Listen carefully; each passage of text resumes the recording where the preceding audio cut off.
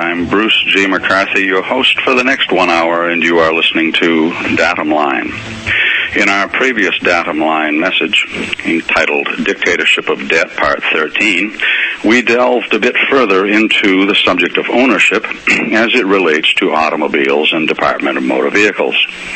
This was chosen as an everyday example to highlight America's transformation from free enterprise capitalism, which was exterminated by the Federal Reserve System, to a socialist, centrally planned and regulated economy. Our free enterprise system was lubricated by lawful money, gold and silver, pursuant to biblical principles, while today's socialist economy is built on a foundation of information gathering and wealth confiscating bank credit. All of this is legalized by revised statutes of a predominantly secular humanist culture. Once again, we'll be adding some more flour and dropping another egg into the batter of our previous message so as to make a quick review a bit more interesting for our regular audience. New listeners are encouraged to familiarize themselves with our previous Datum Line messages, which are available on the archives, each one of these forming a continual thread that began with our first message over 1 year ago. Today's review will help connect our last message to this one, while giving new listeners a clue as to how we arrived at this place in our present series. We'll also define two more words, title and admiralty, in our ownership vocabulary, after which we'll quote a historical reference from colonial America in relation to admiralty jurisdiction, a phrase introduced in our last broadcast.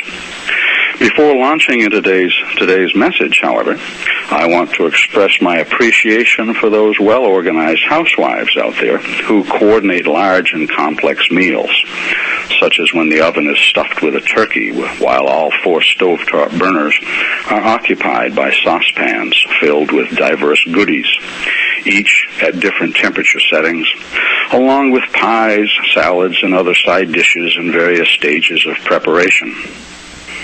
You can appreciate my efforts at juggling the interrelated topics woven together in this economic series. The entree is lawful money in contrast to bank credit, what I call legal plunder. But this would be an incomplete menu without the side dishes, wherein we must explain the language manipulation used to conceal bank fraud and bank theft, as seen in revised and perverted economic definitions, which undergird all the economic myths and mantras repeated by academia and media, along with the false paradigms orchestrated on the Hegelian dialectic process, concurrent with a shift from constitutionally protected rights under common law to state and corporate privileges granted under revised contract law originating in equity, maritime, and admiralty jurisdictions. The deceptive and coercive methods employed to facilitate our political and economic cultural shift was made possible by swinging our nation's moral compass from a general respect for biblical precepts in 1776 to their eventual repudiation by society and modern theology today. All of these elements were cleverly employed to seduce a mystified, vaccinated, chlorinated, fluoridated, artificially sweetened, and otherwise chemically intoxicated, demoralized, and welfare-dependent population into the global socialist bed with little or no resistance. Our message today is entitled Dictatorship of Debt, Part 14. And for new listeners unaccustomed to the challenges made in our Datum Line investigations, such as the fact that America's free enterprise capitalist system is long gone, let me briefly restate the reason why. Free enterprise is defined, according to Black's Law Dictionary, 5th edition, as, quote, the right to conduct a legitimate business for profit. So, in a nutshell, if the Federal Reserve and their downtown commercial bank members are legitimate businesses that make substantial profits, which indeed the Federal Reserve admits that they do in the Federal Reserve System Purposes and Functions, put out by the Federal Reserve Board of Governors, and you'd have to turn to the 6th edition for that one. That was 1974. They admitted that the Federal Reserve was not profit-motivated, but it did make substantial profits, which, by the way, were in the billions. Isn't that incredible for not being profit-motivated? I'm glad you know. Anyway, then we should all be allowed if this is indeed a free enterprise capitalist system, we should all be allowed to create imaginary money like the Federal Reserve does and the commercial banks. And that imaginary money is called capital in the world of financial make-believe. And why would we want to do that? Well, for the noble purpose of stimulating the nation's economy in a freely competitive market. However, if we were to do that as competitors with the Federal Reserve System, we'd go to prison. Why? Because theft is against the law of God, and it's even against the laws of man if you didn't first obtain a federal license to steal. A license to steal from all the rest of us. Furthermore, our economy is not lubricated by the infusions of capital down there on Wall Street, since instruments of theft, like bank credit, are used to confiscate wealth, which is called capital when that wealth is applied to growing a business venture. Gold and silver, which were used at one time as lawful money here in the United States, were used as capital. Bank credit, on the other hand, is fictitious capital, to put it politely. So the bottom line is, when a chosen few are granted a federal monopoly to steal the labor and production of the many, such a criminal system is anything but free enterprise capitalism. You know, economics is a subject that affects everyone, but is understood by virtually no one. And I've said that many times before, and I'll probably continue to say that. And why is this? Well, the answer has confronted you for a lifetime. Modern economics is a sophisticated mind game used by a thieving monopoly to unseat the natural laws of God, common sense, and sound reasoning. That's why so many people, maybe people like you, find the subject of economics, at the very least, boring. Students of economics are to be pitied for having to endure countless hours of nonsense built on a foundation of absurdities in hopes of becoming highly rewarded economists spouting their impressively asinine vocabulary. In several of our previous messages, we entered upon the subject of ownership as it pertains to America's shift from free enterprise capitalism to central planning by the socialist banker elite who claim ownership of a mortgaged planet Earth. The root word in ownership is the word own, and thus contemplates the exclusive possession and use of something, such as, I want my own pair of shoes, which doesn't mean you only get to wear them every other Tuesday. Either those shoes are your own, meaning you own them, or they're not, and you don't own them. Nevertheless, the legal profession found it useful to insert various adjectives in front of keywords like ownership and title to establish a sea of gray in our digression from maximum freedom as absolute owners down through countless layers of subservience as qualified owners. Absolute or allodial ownership meant no obligation, no rent, and no fee to anyone who was superior. And that's in sharp contrast to the socialist ideal of Karl Marx, whose Communist Manifesto, at the first plank, calls for, quote, abolition of property in land and application of all rents of land to public purposes, which we know here in America as the property tax. Absolute title is a hallmark of free and independent people. Qualified ownership, on the other hand, comes in 256 shades of gray and depicts a more or less dependent and regulated population.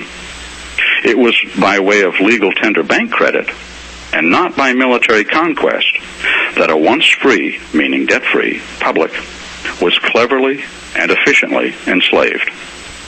Can you think of a better way to organize society under a unified global dictatorship than by funding debt with imaginary credit?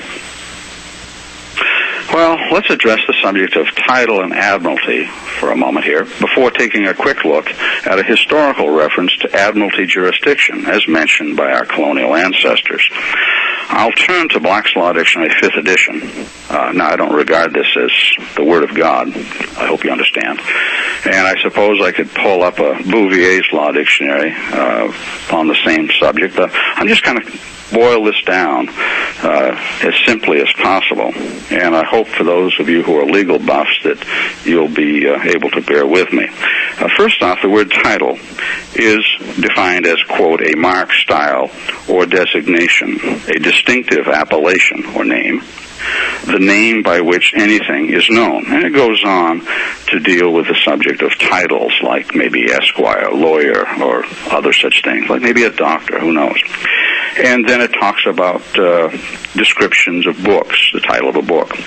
But more to our subject at hand, it says, see also, and I'll narrow this down again to the specific subject we've been looking at, defective title, doubtful title, good title, indicia of title, just title, legal title, marketable title acts, merchantable title, monuments of title, non-merchantable title, owner's title.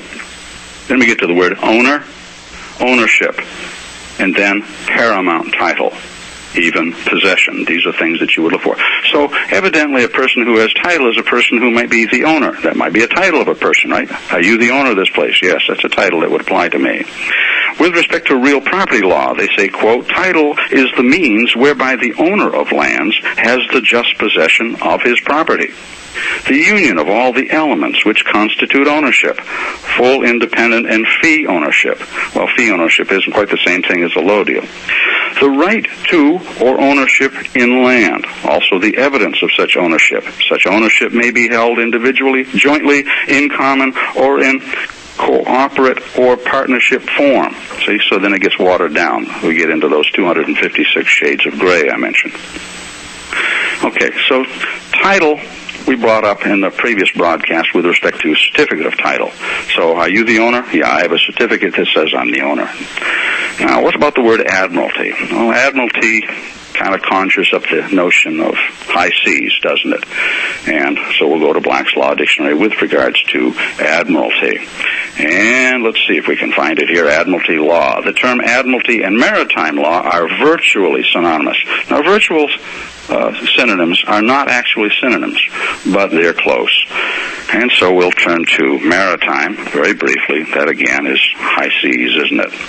And if we look at maritime jurisdiction, it says that jurisdiction over maritime causes is granted to federal district courts.